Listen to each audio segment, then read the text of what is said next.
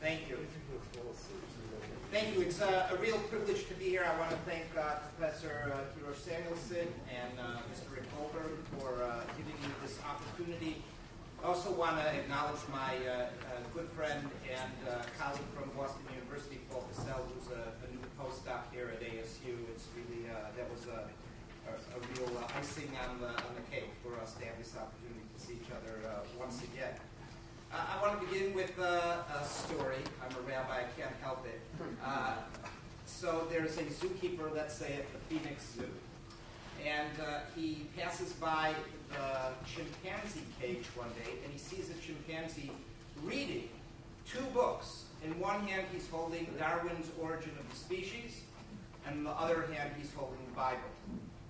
And the zookeeper doesn't know what to make of this, so he asks the chimpanzee, "What do you hope to learn from studying Darwin's Origin of the Species and the Bible?" And the chimpanzee remarkably found his voice at that moment and said, "I'm trying to figure out, am I my brother's keeper or my keeper's brother?"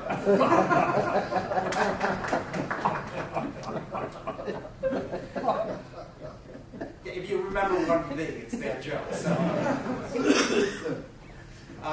my purpose here today is really to take us in a different direction, although perhaps in our discussion we can bring it back to some of the methodologies that we have been presented to earlier. I want to really talk about the history of the reception of evolution in traditional Judaism, focusing on a relatively recent controversy known as the Sifkin affair.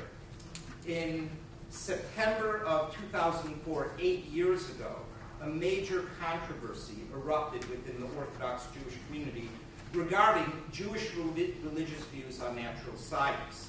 Sifkin, a young English-born and educated rabbi living in Israel, received a phone call on Tuesday, September 21st, 6 days after the start of the Jewish New Year, during the annual period traditionally known as the 10 Days of Repentance. The voice on the phone, belonging to Rabbi Michael Lyons of the predominantly ultra-Orthodox Israeli city of Bnei Brak, issued a fierce ultimatum. Rabbi Sifkin had until the end of the day to retract 3 of his English-language books on science and Judaism and publicly apologize for the heresy contained therein, or he would face public scandal and humiliation. Lyons said that he was representing several communal leaders and was in possession of letters condemning Sifkin's books penned by 4 renowned American and Israeli rabbinical authorities. Sifkin desperately tried to contact and, if possible, meet with these rabbinic authorities, but each one refused him.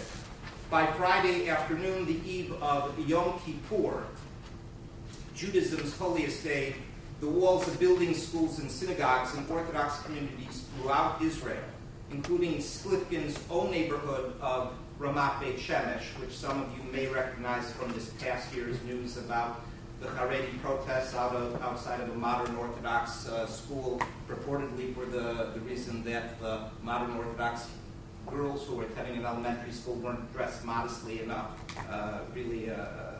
Well, we're being descriptive here. So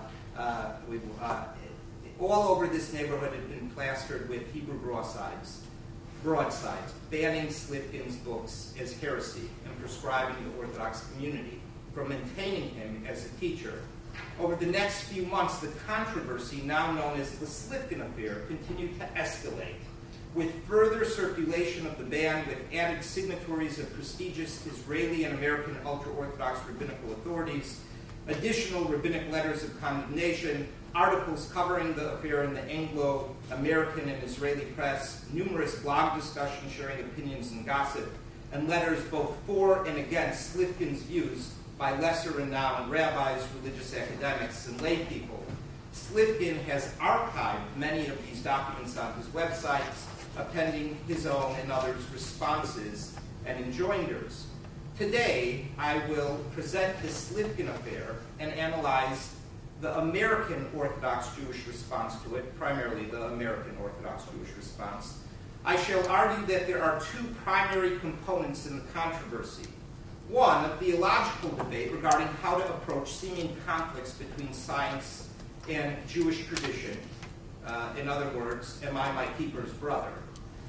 And two, a dispute concerning the scope, integrity, and jurisdiction of rabbinical authority. Am I my brother's keeper? I will argue that while the religious and science debate has framed the controversy, the secondary question of rabbinic authority has equally, if not primarily, fueled it. In order to appreciate this controversy, its impact, its participants and respondents, I have to first define terms and establish context. So first I want to say that the Orthodox Jewish community globally really finds its kinship, so to speak, in its adherence to halakha. And so there is felt a kinship in the sense that there is a certain subservience to a larger system of halakha, translate as Jewish law, even though there's a great deal of variation within the so-called Orthodox community. We can roughly divide the Orthodox community into two general groups. We can say that there is the modern Orthodox community and there is the ultra-Orthodox community. However, even within each of those sociological groupings, there are, of course, great deals of gradation. Even, for example, if we take the Haredi or the ultra-Orthodox community, sociologists such as Chaim Waxman are quick to point out that there are tremendous differences between American ultra-Orthodoxy and Israeli ultra-Orthodoxy, and I'll just state some of the important ones. American ultra-Orthodoxy, some of the people who locate themselves in those communities still have gone to college, play a role in the profession, certainly are involved in commerce, and by living in the dominant United States culture, can't but help be acculturated at some point, even in its most isolationist enclaves. That's not the case in Israel. In Israel, we know from additional recent controversies, there is mass draft deferments by the ultra-Orthodox community, so there's no routes of assimilation or acculturation through that way.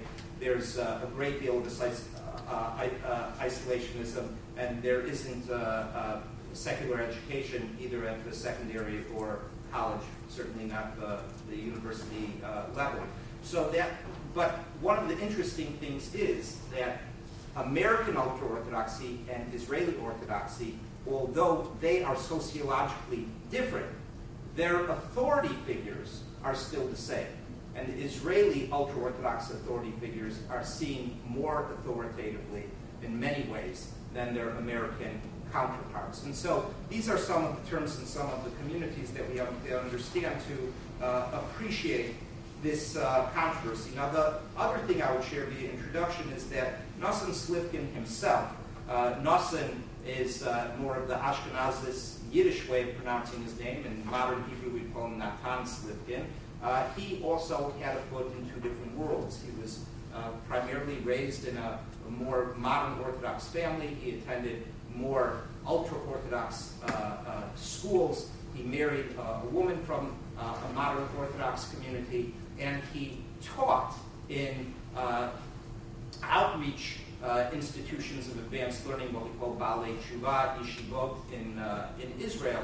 And so he really tried to maintain a foot in each world. And one of the reasons why this controversy emerged is because in many ways he was bringing a more modern Orthodox orientation, but trying to serve as a teacher within the Anglo community of the ultra-Orthodox community in Israel. So we have a real culture camp within what other people might say is a unified community, but really quite a diverse community. He also is known as the Zoo Rabbi because although he didn't pursue advanced higher education himself, he's self-taught. He has a great deal of interest in natural history. One of the things he was known for was leading tours of the Jerusalem Zoo, explaining the animals in their biblical context and their rabbinic attributions, and he became quite learned in topics of natural history. Well, Sifkin is also quite prolific in his writing. To date, he has over 11 books, and he is relatively young. In 2001, at the age of 25, he began to publish a series of books that he entitled The Torah Universe. I brought one of them with me. I didn't want to schlep from Boston all of the books, but this is the first one called Science of Torah. If anyone wants to see it later, we can play show and tell. I'll put it to the side. And he also has, in addition to the Science of Torah, the reflection of Torah in the laws of science, the creation of the universe and the development of life, a book called Mysterious Creatures, and another book called The Camel, the Hare, and the Hyrax, a study of the laws of animals with one kosher sign in light of modern zoology. Now let me tell you a tiny bit about each of these books, because you'll perhaps have a better context to understand why this generated controversy. So in this book, The Science of Torah, he discusses scientific laws and their religious ramifications, the history and creation of the universe, and the evolution of life. He argues that stellar ages, dendrochronologies, which is ring tree analyses, ice core analyses, varv analyses, which is sedimentary layer analyses, radiometric dating, provide, quote, firm evidence that the universe is much, much older than what we would say today, reading the new year next week, 5773 years. And therefore it is clear that a more sophisticated understanding of Genesis is required. He also points out that the biblical sequence of the days of creation, quote, contradicts scientific evidence concerning the history of the universe, which shows that the sun preceded plant life and that animals preceded birds. Citing abundant sources, Sifkin presents and rejects literalist views and their attendant ready-made Earth theories, as well as day-age, rapid aging, young Earth creationism, interval theories. Regarding the claim that God created a world that looked old in order to test believers' faith, Sifkin writes, everything that we have been told about God indicates that God doesn't act that way. God does not create evidence against God's Torah and ask us to blind ourselves to it with an absurd leap of faith. He also presents his preferred approach of understanding the first chapters of Genesis as figurative, in line with Maimonides and other Jewish rationalist thinkers. The 6 days represent an eternal spiritual hierarchy, not a series of chronological events. He also presents a theistic model of Darwinian evolution, where everything unfolds by way of patterns from simple unity to complex multiplicity. The diverse features of the natural world all have their source in a higher reality. He rejects different forms of creationism, including intelligent design, and as a warrant for upholding Darwinian evolution, he cites precedent opinions of previous esteemed rabbinic authorities, such as Rabbi Abraham Isaac Kook and Rabbi Samson Raphael Hirsch. I'll show you some citations from their works. The second book, which is called Mysterious Creatures, he endeavors to explain the citation by biblical and rabbinic sources that creatures that contemporary science regards to the provenance of legend and fable are to be understood as figurative, or at least exaggerated in the telling. So he deals with unicorns, fireproof salamanders, the phoenix, mermaids, and wild men, dragons and sea serpents, behemoths, griffins, the mythical roc, sweat lice, tree geese, and mud mice, all known through the writings of the ancient world, including Jewish sources. Sifkin thus promotes the view, albeit in reverent fashion, that Jewish sages of yore have erred and mistaken legend for reality. Finally, in his third book, The Camel, the Hare, and the Hyrax, a study of the laws of animals with only one kosher sign, Sifkin contends that the fact that the Talmud makes absolute statements regarding the existence and non-existence of species types, as well as statements regarding animal behavior, which modern zoology has shown to be wrong. For example, Leviticus 11:1-8 lists 4 animals, the camel, the hare, the hyrax, and the pig, that only possess one kosher sign. That is, they either are ruminants or have split hooves, but not both. In order to be an animal fit for kosher consumption, it must have both split hooves and ruminate like a cow. The Talmud presents an opinion that had been widely accepted before the modern era, namely that these 4 exceptions are exclusive. There exists no other species in the world that have only one sign. Either they ruminate or have split hooves. In fact, one opinion in the Talmud says this is proof that the Torah is from Mount Sinai and was handed in for God, because you could search the world and only find these 4 examples. Well, we know from modern zoology that these are not right. In fact, as Sifkin points out in his book, the Torah itself fails to differentiate between true rumination, which involves partial digestion and regurgitation of cud for remastication, as practiced by the camel, caprophagy, which is the eating of feces, as practiced by the rabbit, the hare, and myricism, regurgitation without mastication, which is possibly practiced by the hyrax. And so really what Sifkin is saying is that the Talmud got it wrong. And perhaps this book is even a little different than the other 2 books, because it's not just theoretic, but the laws of kashrut that we've been discussing on and off today, the laws of keeping kosher, have praxis application. Okay, now let's take out the pre-modern PowerPoint that I passed out.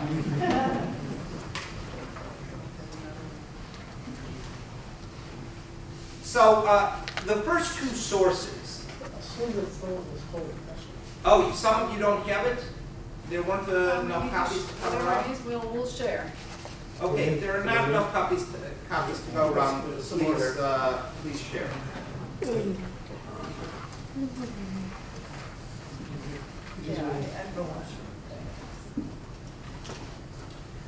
So the original ban I mentioned were signed by 4 rabbis, 3 Israeli and 1 American.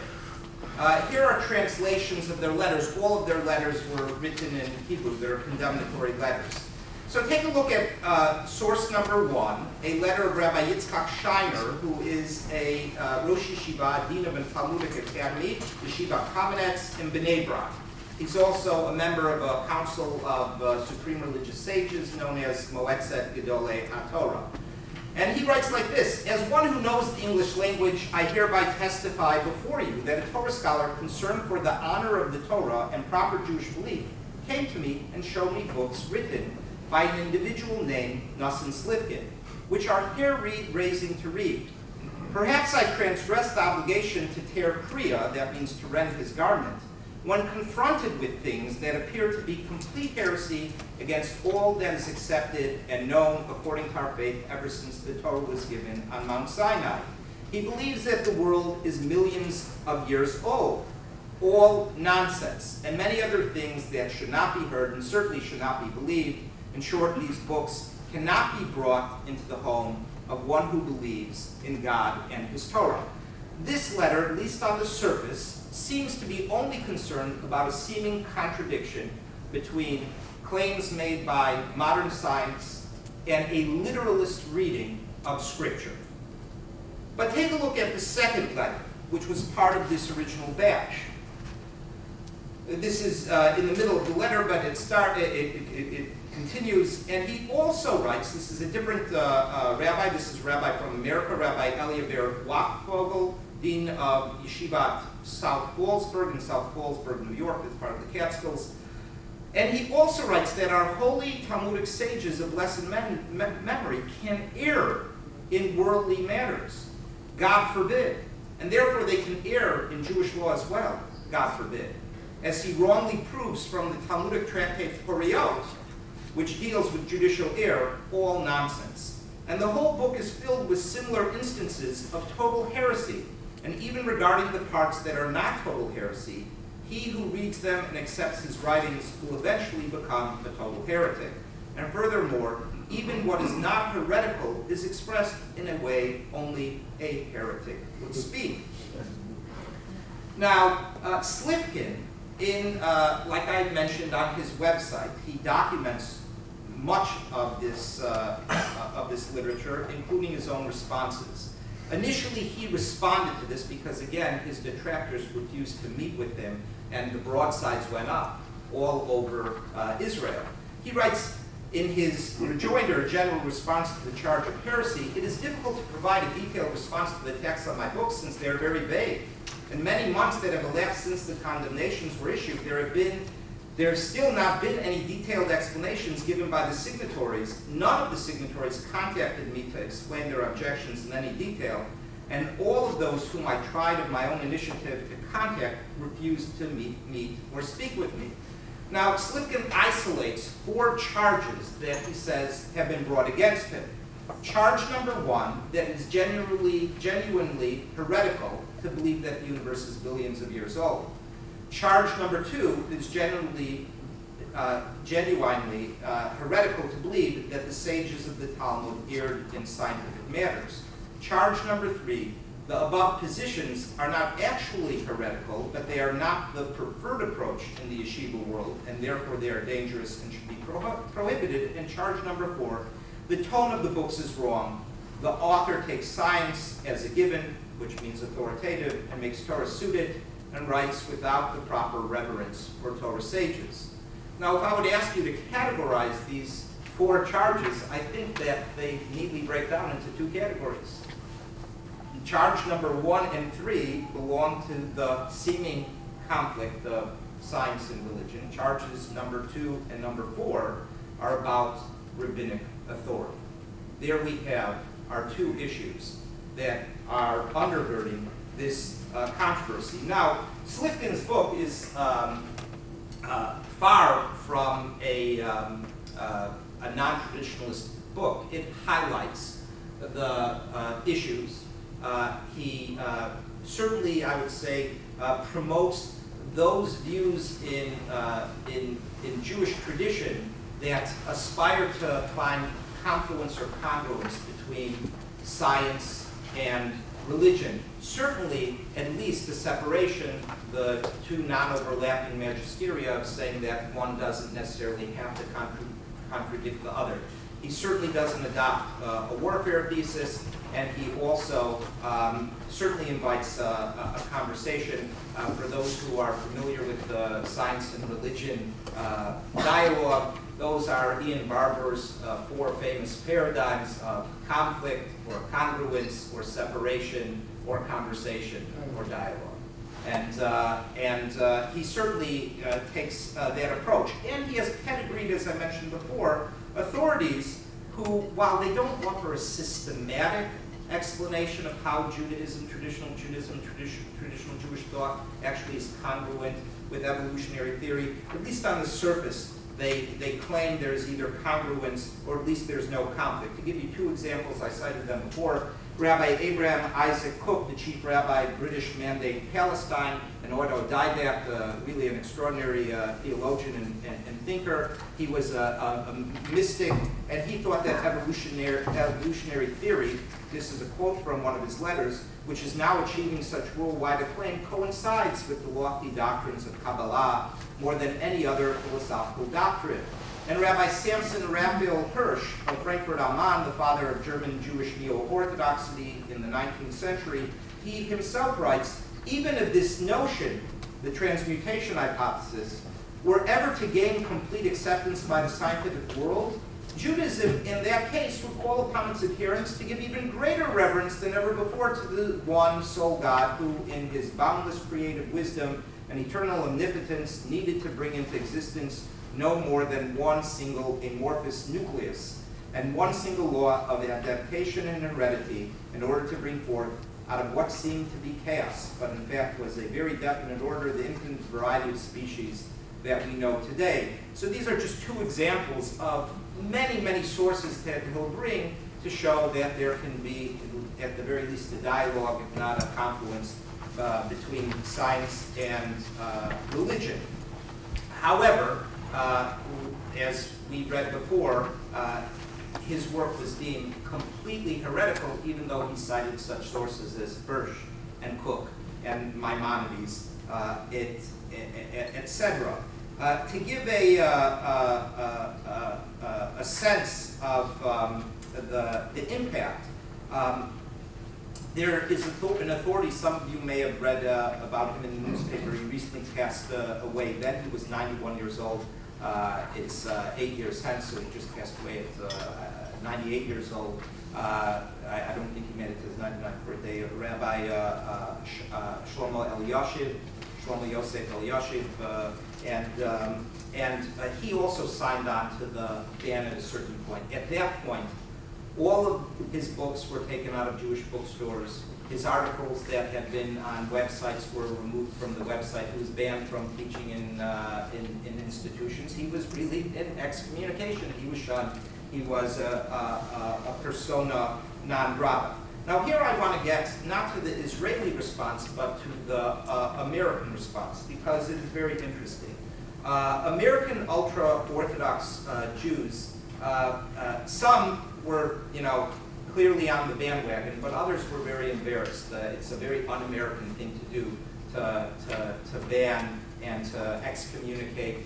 Not only that, but many of the approbations to his works were from American ultra-Orthodox rabbis who actually thought they were quite good until their Israeli counterparts told them that this is heresy, and then they didn't retract per se, but they asked for their approbations to be removed and did not publicly back Sifkin. It should be said that even in the modern Orthodox community, there was not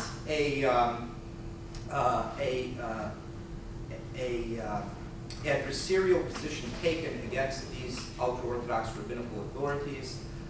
There were some statements that came out that I'm going to show you, but they really,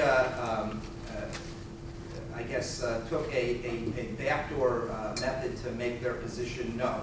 Now, it should be said that there's another important valence to this affair, this Sifkin affair, that has to be said, that concurrent with the emergence of this Sifkin affair, and it's certainly not coincidental, was the intelligent design debate that was being played out in the court system in the United States at the same time. So this culturally is an issue, certainly in America.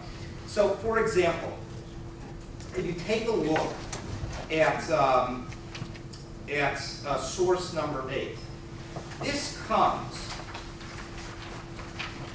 from a talk given by Rabbi Uren Rai of Lakewood at the National Convention of Agudat Yisrael, the Ultra-Orthodox Association, Political Association, Rabbinical Association, Synagogue Association, really transcends each of those, it's all of those and beyond, that has its annual meeting every Thanksgiving weekend.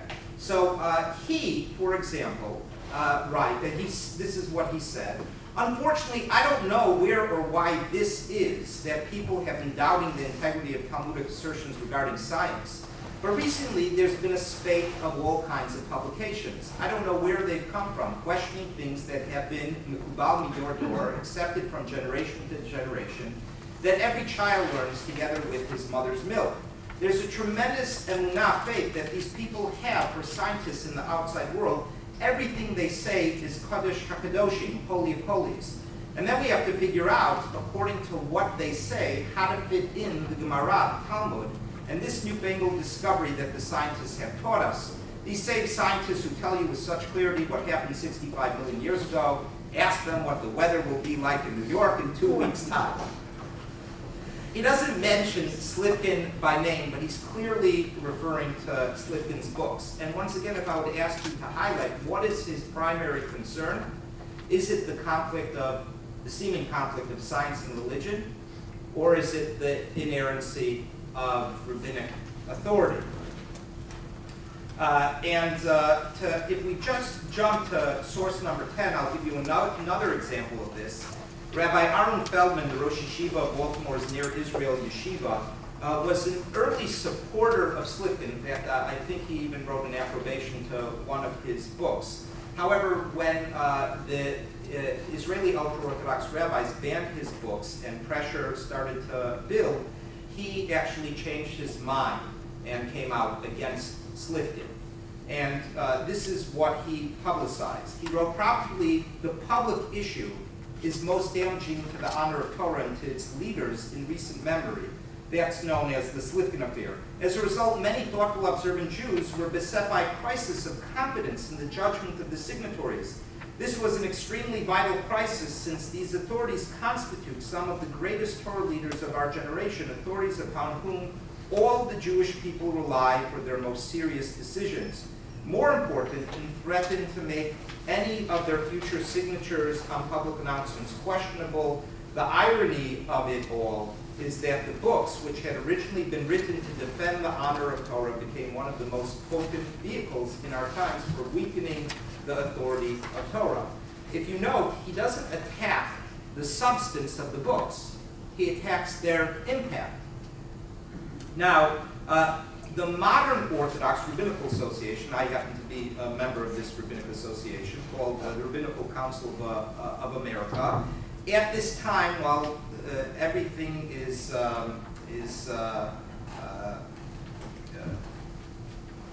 excited at this point in time in December of 2005, they came out with a statement. Now, the Sifkin affair is like the hottest thing. Everyone's talking about it. And they come out to talk about the evolution, creationism, and intelligent design debate, and they also do not mention Sifkin, because again, there is the question of a direct confrontation with these Israeli ultra-Orthodox rabbinical authorities.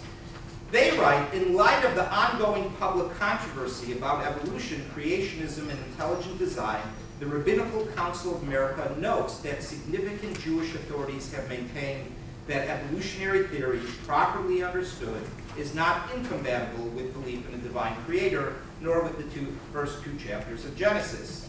There are authentic, respected voices in the Jewish community that take a literalist position with regard to these issues. At the same time, Judaism has a history of diverse approaches to the understanding of the biblical account of creation. Judaism affirms the idea that God is the creator of the universe and being responsible for the presence of human beings in this world. Nonetheless, there have been long been different schools of thought within Judaism regarding the extent of divine intervention in natural processes.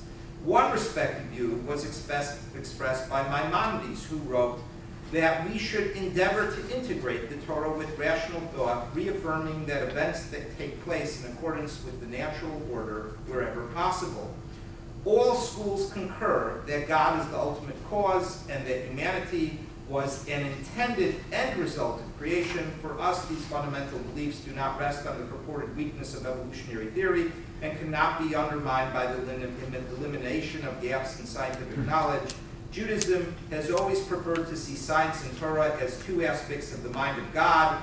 To borrow Stephen Hawking's phrase, hardly a theistic apologist, they are ultimately unitary in the reality given to us by the Creator. As the Zohar says, Istakel ba'oraita u'bara alma, God looked into the Torah and used it as a blueprint for creating the universe. So here, the Rabbinical Council of America doesn't deal with the issue of rabbinic inerrancy and rabbinic authority. They deal with the substance. They said they're pedigreed authorities who have taken a more rational approach to seeming conflicts between literalist scripture and scientific understanding. But again, as I mentioned before, they don't mention the Sifkin affair. They don't take on the rabbinic authorities that are banning Sifkin.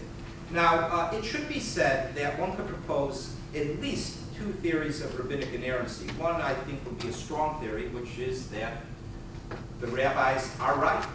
And if there's ever a conflict between religion and science, the pessimistic meta-induction, right? Every theory is replaced by a further theory. Science will prove to be wrong. And there certainly are some ultra-Orthodox Jews who certainly subscribe to that. I included in your packet for your own reading, should you so choose, an article by the Rosh Yeshiva of the Tels Yeshiva in Chicago, Rabbi Chaim Keller, who penned an article at this time in the Jewish Observer, which is now a defunct journal, but used to be the journal of the Buddhist Israel in America, that takes a very literalist reading of Jewish tradition and upholding traditional Jewish interpretation against science in any conflicts. Then there is what I would call a more pragmatic theory of rabbinic inerrancy, which is that even if the rabbis are wrong, you still have to follow them. As it says, if they tell you what is right is left, and what is left is right, you still have to follow them. That's a quote from the Talmud dealing with the Pasuk, a verse in Deuteronomy. and certainly still advances a theory of political and religious rabbinic inerrancy, at least at a pragmatic level. And then there are positions all the way in between. I also added a very strange but interesting article by a ultra-Orthodox authority in Toronto, Rabbi Shlomo Miller, who claims that, and you could read it for yourself, that Judaism knew scientific truths before they were discovered through the history of science, and that that's another reason why Judaism has it right.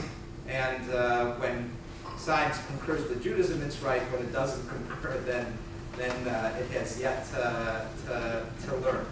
And so, you know, the interesting thing about this debate, and I think that this continues to play, is that when we deal with reception of scientific theories, focusing especially on evolution within traditional communities, there is a fascinating history of either accommodation or rejection, but that at the same time, this insecurity about rabbinic authority and its changing nature in the modern world, even the aspect of the internet, what it played a role in this controversy, allowing people to express their opinions, to explore new ideas, all under the cover of anonymity in the hidden recesses of their home, was an added element that really is different than other controversies in the history of intellectual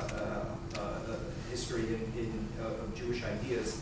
And that itself is a fascinating topic. In fact, there was this past spring an Asefa, a huge gathering at, I think it was Met Stadium in New York, with X number of tens of thousands of people, where they were banning and condemning use of the internet in the ultra-Orthodox community. And several of the commentators on that event said that the real issue is not forbidden usages of the internet, even though clearly they would take a stand against the use of the internet for pornography and heresy and the like, but really the idea that it provides an anonymous forum for the critique of rabbinic authority and the challenge of rabbinic authority by people much lower down in the authoritative hierarchy.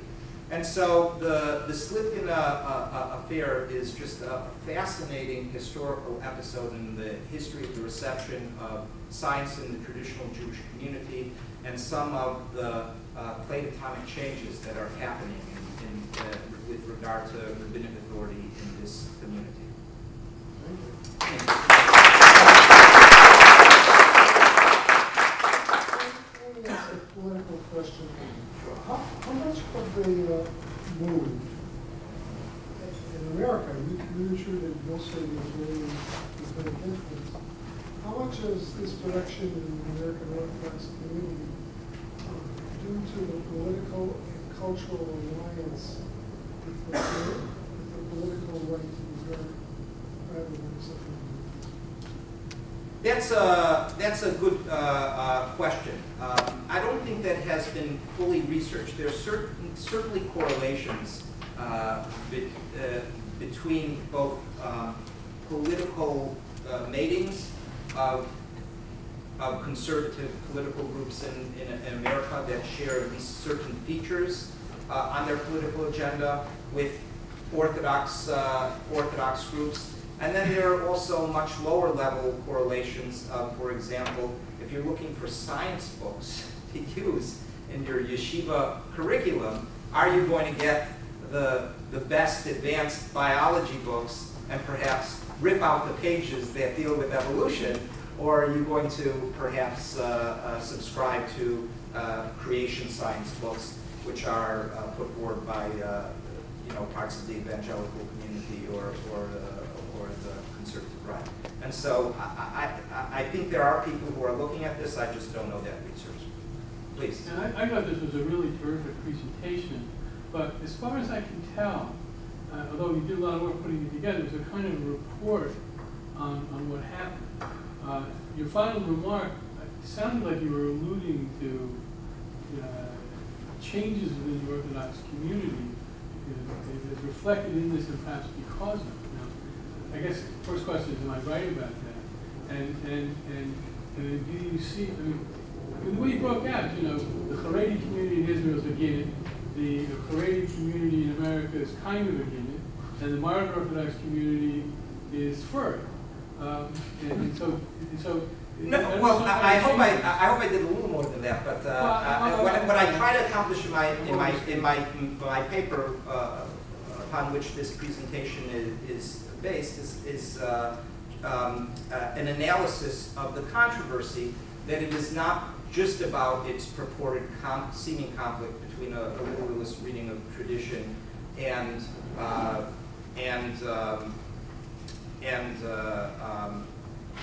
modern scientific theory, but really is enmeshed with concerns about political, religious authority. Now, one can ask the question, and I deal with this a little more in my paper, and I could expand on this now as well, as to why the flexing of this muscle. If one studies the history of controversies and bans throughout Jewish history, one always has a chicken and egg question. And that is, are people flexing their muscle because they feel that already their authority is threatened? Or do they start to lose authority because when you start to use bans haphazardly, then people stop having respect for you? I mean, this certainly took a toll within the ultra-Orthodox community and the Orthodox community as a whole of not bolstering the authority of these rabbinic authorities, but actually of questioning the authority of these rabbinic authorities, because there was a sense that this was an abuse of power and that it did become a bully pulpit where people were kind of frightened into silence or into agreeing to positions that they previously had not agreed to and that they had put in print. So that actually is an important and fascinating modern analysis of some of the internal political contours of the ultra-Orthodox community and the relationships between all of these slightly different communities and their influence upon one another. But in the end, yeah, it is still banned, right? In the end, it's the extremist right-wingers, let's call them, that won the case. Well, so yes. What kind of tectonic? Well, yes and no. I mean, so Sifkin, to his credit, is a person of great courage, and really, I think, has reimagined his place and his role. So he locates himself much more within the modern Orthodox community today, which is a willing audience, than locating himself in the ultra-Orthodox community that ultimately has shut its door on him. But you're absolutely correct in saying that, you know, this didn't undermine rabbinic authority in the ultra-Orthodox community. That is still something that is going on, that for those who follow the events in that world, whether it be about draft determinants or who's next in the line of succession, or on issues of modesty and neighborhoods, these are issues that are returning again and again, and they have at their common core this question of authority, Torah, rabbinic inerrancy, and we see that being played over and over. Professor White. Oh, sorry about that. My phone. Weather alert. That means there was a tornado. Yeah. Weather alert. Okay. Not relevant to anything. To the people in the team. No, so of course, I thank you for presenting this, because it is a fascinating bit of sociology of the Jewish community and what's going on now. Chava, I think you made too strong a statement when you say that in the end he's banned by the people who banned him. I mean, the day after the ban came out, we invited him to Yeshiva. He had spoken twice before Yeshiva University. Yeah. And just to make very clear where we stood on it, we sent an invitation to him and said, next time you're in America, please come by and give us another talk. So, and he spoke, and since then he's spoken twice at Yeshiva University, without, a blink of an eye. I mean, we had hundreds of students who came, Stern College, Yeshiva College. There were no picketers outside and saying, why are you bringing this heretic to Yeshiva? So this is a view that came into the public forum right, of a world that most people didn't know about, a world that was so closed to the rest of the world, and that's what made it, to me, an interesting sociological study. You know, there's a school of thought that says that, you know, the interesting crises in you know, in terms of bands, whether we're talking about, you know, Galileo or Spinoza, are always a question of what I call Hasagas Gvul. That you know, it's really fine if you're doing what you're doing, but when you step onto my territory, I have to respond. So, for example, if Galileo, you know, had only written these theoretical mathematical models that more easily explained how the easier to explain heliocentric view than the other views and all of that, the church probably wouldn't have cared. Galileo wrote, you know, and this is consistent with the Bible, and I'll tell you why. And then all of a sudden he begins darshaning the Bible. So then the Pope has to say, wait a second, I can't have Galileo, the scientist, talking to my religious people, you know, and telling them about the Bible. Okay. Argument, I would say, is the same thing with Spinoza. The truth of the matter, you know, if Spinoza had stuck to, you know, talking about, you know, God and the universe being one and things like that, say he went a little bit further than some of the medieval Jewish philosophers, you know, who didn't get banned in the process. I think basically they would have said, you want to talk about philosophy, you know, sit over there in your little cafes, deal with your little clique of philosophy. That's really fine. It doesn't affect us. Well, all of a sudden, Spinoza comes out and he says, the Bible is a phony baloney. Moses didn't write it. Whoa, then we have to respond to it. Moses did write it. Huh? No, but for him, Moses wrote it. There's the problem. You understand. Yeah, right, but God didn't write it. You know. So it's a matter of stepping on the wrong bounds. Now, I think what happened with Natan Sifkin was that he comes from a more open background. He didn't grow up from. And he came and he found this little niche. And by and large, he was speaking, you know, he established this little niche. He was interested in animals and natural phenomena, and he began talking about it in terms of talking about animals in the Bible and what they really relate to. And he was speaking first in day schools, and then in outreach yeshivas, the population of which were Bali Tshuva, people who had come from the rest of the world, and nothing he said was controversial, right? But then he moved into the right-wing world. And there was a certain amount of innocence and naivete in his doing this, because he thought, okay, so now I'll be able to talk in the right-wing yeshivas, and I'll say the same story that everybody heard, right? That's when all of a sudden, well, this guy who's written these heretical books, if he stayed, you know, in Yeshiva University, who cares? If he stayed in the Bali Tshuva Yeshiva, who really cares? But if you're going to come into my yeshiva and talk to my students, or write books that my students are writing, then I have to respond. And I respond by putting him in cherem. So there's, you know, there's that element. It's a matter of knowing where you say these things and what's safe. So the only thing I would add to that, and I completely agree with everything Dr. White just said, is that this does play in the larger cultural currents. It did in Galileo's time too. Copernicus got a grant from the Pope to write his work, and Galileo came after the Protestant Reformation. Similarly, you know, there is a crisis of rabbinic authority in the contemporary sphere, and so this is a hot issue and a live issue, especially when it's threatened. I also want to say two more things, because Dr. Fight is here. One thing is that although Yeshiva University did not take an outwardly public antagonist stance against the banners and the Orthodox rabbinic authorities, Dr. Fight in September of 2005, and you can tell us whether you were motivated both by the Sifkin affair or by the intelligent design affair, had a sign, Bully for Brontosaurus, written by the late evolutionary biologist Stephen J. Gould, and that for all first-year students to take part in a campus-wide program. And also, responding to Professor SamuelsThe and Norbert, to your earlier comment too, Dr. Fight, you probably could expand this as well because it's your idea. I think you have written that the advancement of Jewish creationism after World War II really was an also spiritual competition with the evangelical movements that were promoting creationism, and there was a sense that how could we be less traditional or less religious than our Christian counterparts. Yes. Okay. I saw some other hands up. Yes. I'm very surprised by this controversy. I'm curious, is this a totally fringe groups, or how large our community are we talking about? It's a large community. I don't know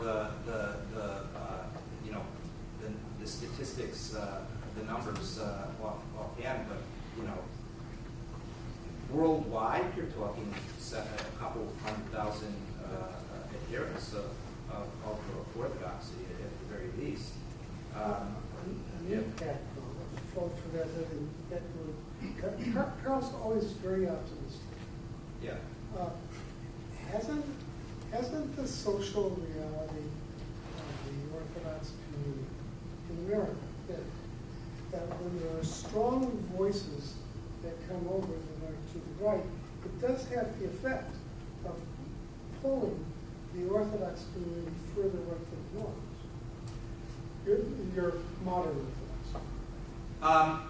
There are definitely pushes and pulls within the modern Orthodoxy community as well, both to maintain its own integrity and be true to its convictions, as well as not to feel like the poor cousin of ultra-Orthodoxy when it comes to matters of faith and traditionalism. And so sometimes that sociologically inclines towards a right-wing trend, and sometimes it yields a backlash. And I would say the same crisis of rabbinic authority, just framed slightly differently, we actually are finding in the modern Orthodox community as well, whereas the empowerment of a more learned and vocal laity is certainly presenting itself and making decisions not necessarily bound by the rabbinic authoritative structures that are present. And again, I think that because of the more close-knit community in the ultra-Orthodox community, that is less public than it is in the modern Orthodox community, but the internet is a great equalizing force. And we really see this happening. And again, that's why you try to collect 60,000 people in a baseball stadium, or however many exactly it is, and try to ban internet usage. Jonathan? I want to just touch on a phrase that you just used, that their anxiety is about people making decisions outside of the proper rabbinic authority structure. It's not that the rabbis would rule on a particular issue differently from how the people themselves have actually ruled. It's just that they were making decisions on their own outside of the proper legal structures. And this seems to be consonant with the age-old concern and anxiety about people making decisions without the imprimatur of the sages or the rabbis. Going back to the previous presentation on magic, the Talmud overflows with magic, and there's kosher magic and there's not kosher magic. The unkosher magic is the stuff that the rabbis don't do themselves. If you do magic, let the rabbis do it. Is magic kosher for pessimism? Yes. So it seems that. So that's just one observation on your phrase there. But I have another question though about things that come back to bite you. Spinoza was another person who was kicked out for heresy, but he's come back to sort of bite Jewish scholarship generically because he really introduced higher biblical criticism. And I'm just wondering if, in your opinion, after having studied Sifkin so much, if he is a gesture towards something that will come back and bite again for bringing some sort of a naturalist approach to biblical scholarship or Jewish scholarship. There is nothing like a band to sell books. Exactly. So, for those academics in the room who spend years writing a book, and some academic publisher charges $150 for it, and they make 100 book publication of the book.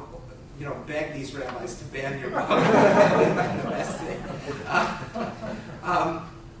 But in all seriousness, once ideas have currency and people are engaging with them, then that becomes a very fruitful encounter.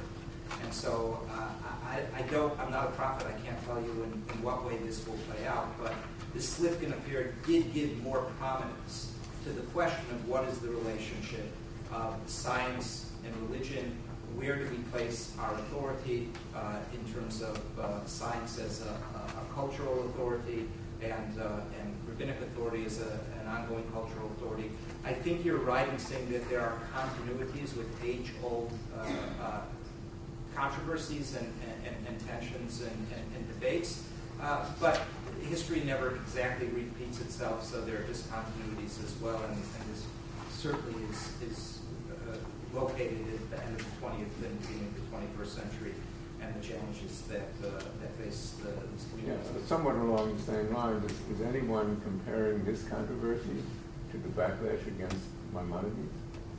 So I think that one can, in very broad strokes, say that this is yet another manifestation of the original Maimonidean controversies over history.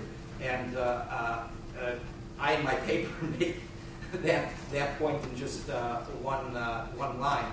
But again, I think that Maimonidean controversies are rooted in the meeting of the Muslim Jewish milieu and the Christian Jewish milieu, and that's located at a certain point in time. And there were three major phases of the Maimonidean controversies in the High Middle Ages, and then this is very different in many ways. But at its kernel, it's still a question of rationality versus more literalist and in that way irrational view of religion. Is your paper publicly available now? Anyone who would like to see a copy of my paper, I'm happy to email it to you. It's still in draft form. I haven't submitted it yet for publication, but I would welcome all comments. And over the course of this evening or tomorrow, just please share your email with me, and I'll send you off a copy. Please. Yes, I was curious about the educational and instructional ramifications of this. In evangelicalism, there's a tension about what about the children. And one group in evangelicalism says, look, if we don't give proper science instruction, we're going to lose the children. And another group says, no, if we give science instruction, we're going to lose the children. We have to be literalists. And so there's this tension within evangelicalism. I was curious if there's a similar kind of discussion going on in light of this affair about looking ahead to the future and keeping kids. Sifkin, I think it would be an exaggeration to say he was a superstar, but he was a valued member of the outreach movement precisely because when post-college graduates or sophisticated post-high school graduates or even someone sitting at their computer who was interested in Judaism wanted to find out what does traditional Judaism that I'm attracted to say about issues that I have as a modern individual, modern thinking individual, issues of concern on science and religion. What does Judaism have to say? He had very compelling, annotated, brief articles, and certainly in the classroom he was a wonderful teacher. And at the zoo, he has a whole following. You could have him at the Phoenix Zoo, and he'll give you the whole tour as well. And so I think that there has been a loss, and I think that people lamented that loss because they were forced into a position of taking down his articles from their websites, not asking him to contribute more. And now he has his own website he calls Rationalist Judaism, and there's a tone of bitterness sometimes in his responses because he feels like the whole world is against him. It's also interesting, he republished this first book that started the whole thing and got him in trouble with Science of Torah in a second volume. He changed the title, and there's a picture of the Tyrannosaurus Rex fossil on the cover. And here I'm just going to speculate. Why did he put the Tyrannosaurus Rex on the cover? Is it like, here's the archaeological evidence, it's staring you in the face, or is he saying, I'm as strong as a Tyrannosaurus Rex and I can weather these challenges? Or is he saying that if you can't accommodate your thought structure to the Judaism to contemporary scientific thought, then we're all going to go the way of the dinosaurs. So